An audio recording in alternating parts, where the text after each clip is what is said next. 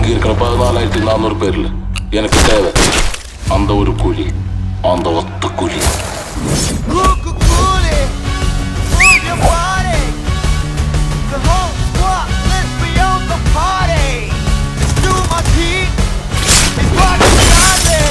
இந்த தேவா பத்தி தெரிஞ்சிருந்தோ என்கிட்டயே விளையாடி இருக்க.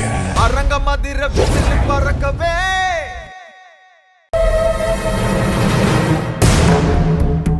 அம்மா, என்னம்மா நீ இப்படி இருப்பேன்னு நான் கொஞ்சம் கூட எதிர்பார்க்கல ஆதர. என்னம்மா சொல்றீங்க? நீ பண்ணதான் சொல்ற. உன்னால எப்படி இந்த மாதிரி எல்லாம் பண்ண முடிஞ்சது?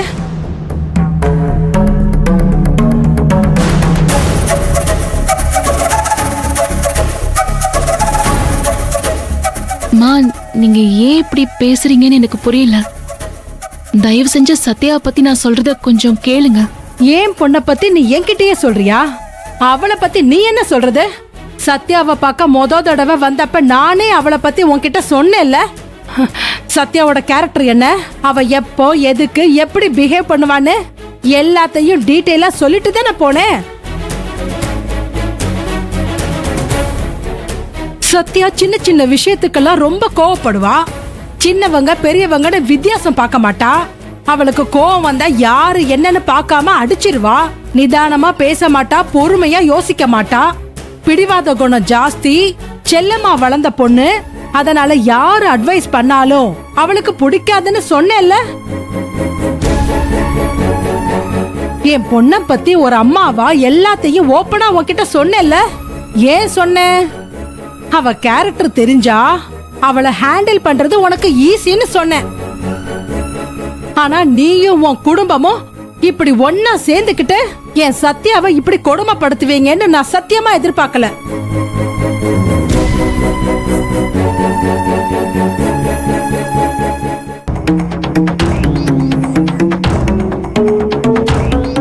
என் பையன் பூபதிக்கு சத்யானா உயிர்.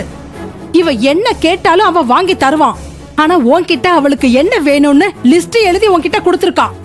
அத வாங்கி தர முடியாதுன்னு சொன்னீங்களாமே, என்ன நினைச்சுக்கிட்டு அப்படி சொன்னீங்க? எங்க வீட்ல டெய்லி அவ நான்வெஜ் சாப்பிடுவா. ஆனா இங்க உங்க வீட்ல அவளுக்கு நான்வெஜ் செஞ்சு தராம பட்டி போட்டிருக்கீங்க. இதெல்லாம் கேக்குறப்போ பெத்த வயிறு பத்திக்கிட்டு எரியுது.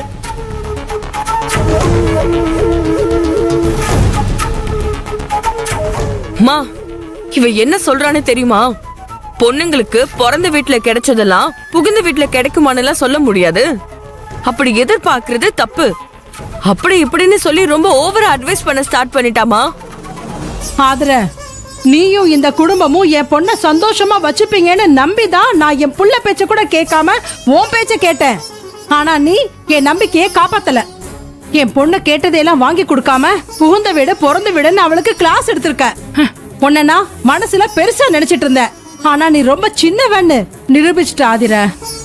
அம்மா, நீங்க ஏதோ புரிஞ்சுக்காம. என்ன புரிஞ்சுக்காம? நான் எல்லாத்தையும் புரிஞ்சுதான் பேசிட்டு இருக்கேன். என் பொண்ணு ஒரு நோட்டு ஃபுல்லா லிஸ்ட் எழுதி கொடுத்திருக்கா.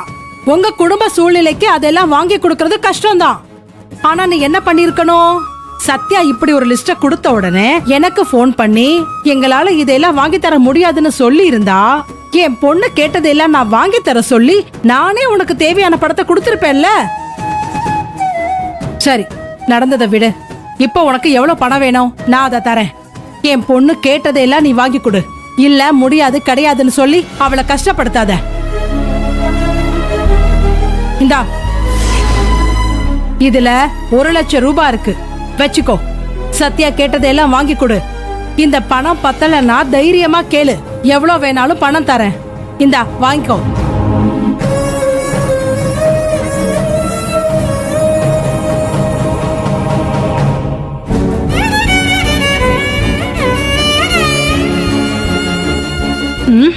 என்ன யோசிக்கிற? வாங்கிக்க. இத ஒன்னும் நான் உனக்காக கொடுக்கல, என் பொண்ணுக்காக தான் கொடுக்கறேன். புடி.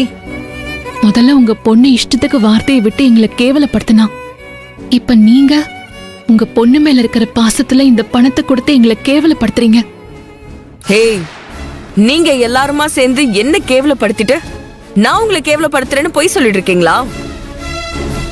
பாத்தியாமா, உன்கிட்டயே எவ்வளவு திமிரா பேசிட்டு இருக்கா. என்கிட்ட எவ்வளவு திமிரா பேசியிருப்பான்னு கொஞ்சம் நினைச்சு பாரு. இப்படிதாம்மா பேசி பேசி என்ன டார்ச்சர் பண்ணிட்டு இருக்கா.